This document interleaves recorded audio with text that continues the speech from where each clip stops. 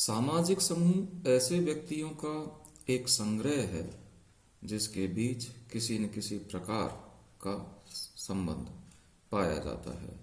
समूह का अर्थ स्पष्ट करते हुए मैकाइवर एवं पेज ने लिखा है, समूह से हमारा तात्पर्य व्यक्तियों के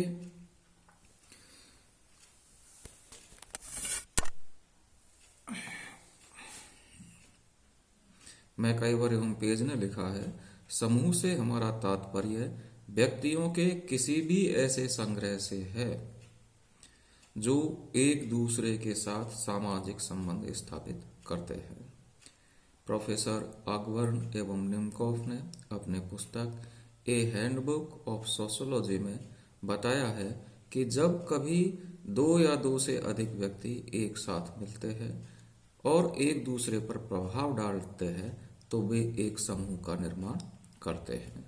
इन विद्वानों ने समूह निर्माण के लिए व्यक्तियों के बीच सामाजिक संबंधों को तो आवश्यक माना है, परंतु संबंधों की सीमा अथवा मात्रा का कहीं कोई उल्लेख नहीं किया है, जो कि अत्यंत आवश्यक है। इन परिभाषाओं के आधार पर तो दो अपरिचित व्यक्ति जब प्रथम बार एक दूसरे से मिलते हैं, एक दूसरे को कुछ प्रभावित करते हैं, एक दूसरे से सामाजिक संबंध स्थापित करते हैं, तो समूह का निर्माण हो जाता है। इन परिभाषाओं के अनुसार तो बस या रेल में एक साथ यात्रा करने वाले दो परिचित व्यक्ति जो एक दूसरे के साथ अंतःक्रिया करते हैं, एक समूह का निर्माण करते हैं। टीबी बॉटमोर के अनुसार सामाजिक समूह व्यक्तियों के उस संकलन को कहते हैं जिसमें विभिन्न व्यक्तियों के बीच निश्चित संबंध होते हैं। प्रत्येक व्यक्ति समूह और उसके प्रतीकों के प्रति सचेत होता है।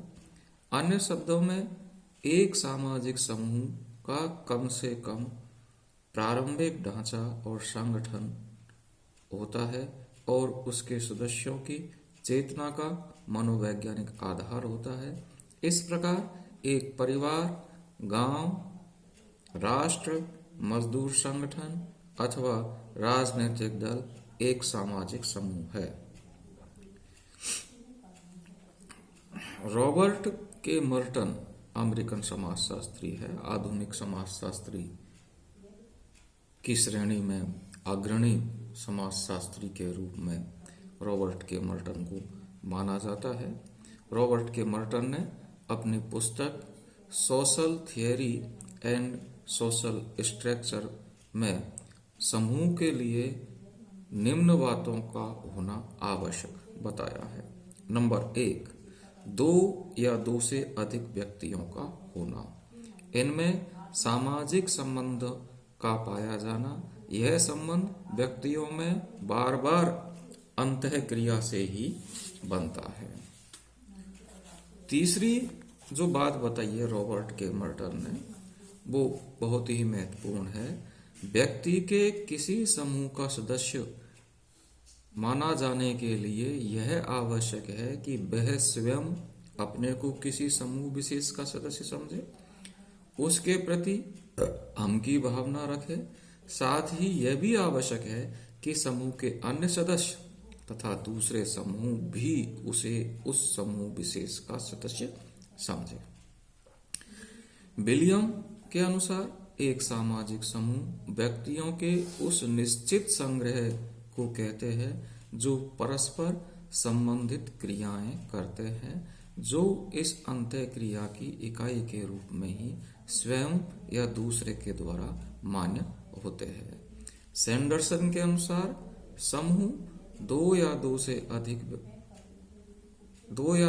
अधिक उन व्यक्तियों का संग्रह है जिनके मध्य मनोवैज्ञानिक अंतःक्रिया का निश्चित प्रतिमान पाया जाता है।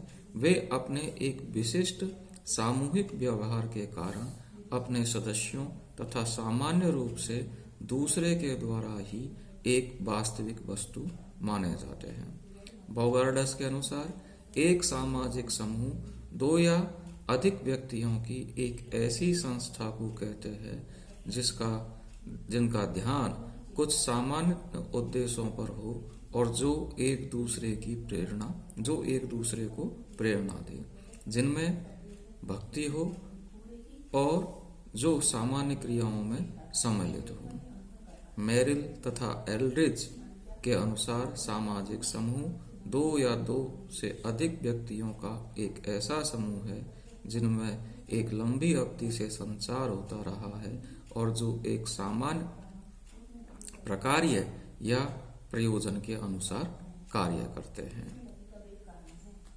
प्रोफेसर हार्ट एवं रेस के अनुसार समूह अंतःक्रिया में संलग्न व्यक्तियों का एक संगठित संग्रह है।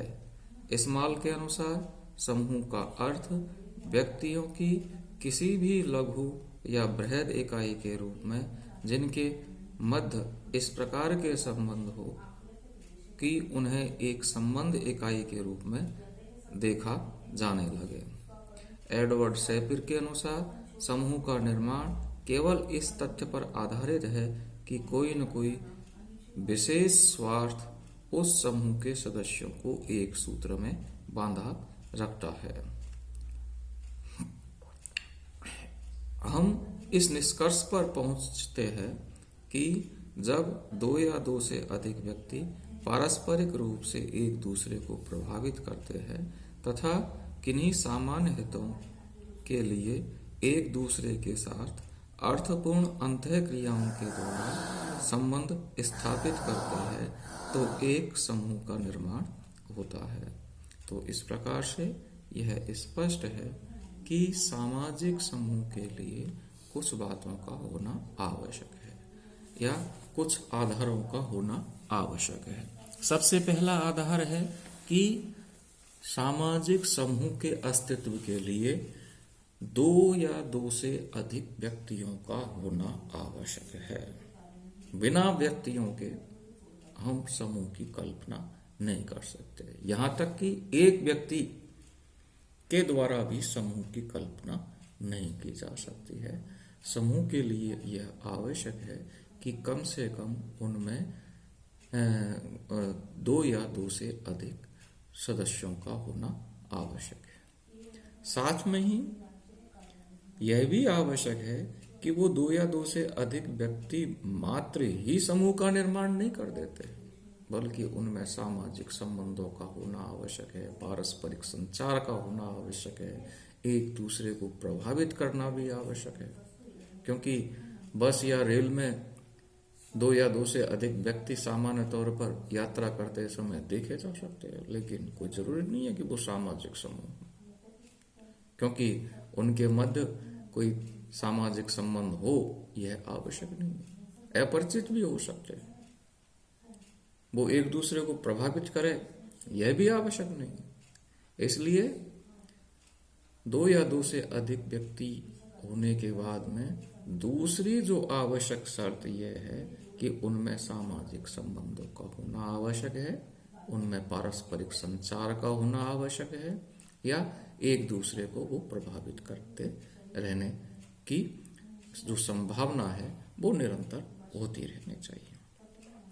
तीसरे जो आवश्यक शर्त है वो हम कह सकते हैं कि उनमें समूह की वैचारिकी का होना आवश्यक है। समूह की वैचारिकी का तात्पर्य यह है कि प्रत्येक व्यक्ति अपने आप को उस समूह का सदस्य मानता हो, उस समूह के दूसरे सदस्य भी उस व्यक्ति को अपने उस समूह का सदस्य स्वीकार करते हो, साथ ही दूसरे समूह भी उस व्यक्ति को उस समूह के सदस्य के रूप में पहचानते हो। प्रोफेसर रॉबर्ट के मर्टन ने अपनी पुस्तक social theory and social structure के अंतर्गत इस बात को स्पष्ट किया था, जिसका उल्लेख हमने सामाजिक समूह की अर्थ एवं परिभाषा के दौरान थोड़ी देर पहले ही किया था। तो इस प्रकार से हम सामाजिक समूह को एक सरल लाइन में इस प्रकार से स्पष्ट कर सकते हैं कि सामाजिक समूह व्यक्तियों का एक ऐसा संग्रह होता है जिनमें पारस्परिक सामाजिक संबंध पाए जाते हैं, पारस्परिक संचार एवं एक दूसरे को प्रभावित करने की आवृत्ति पाई जाती है। साथ ही समूह का प्रत्येक व्यक्ति अपने आप को उस समूह का सदस्य स्वीकार करता है। समूह के दूसरे लोग भी उस व्यक्ति को अपने समूह के सदस्य के रूप में स्वीकार करते हैं तथा दूसरे समूह के लोग भी उस व्यक्ति को उस समूह के सदस्य के रूप में पहचानते हैं। तो इस प्रकार से हम सामाजिक समूह को स्पष्ट कर सकते हैं। बहुत बहुत धन्यवाद।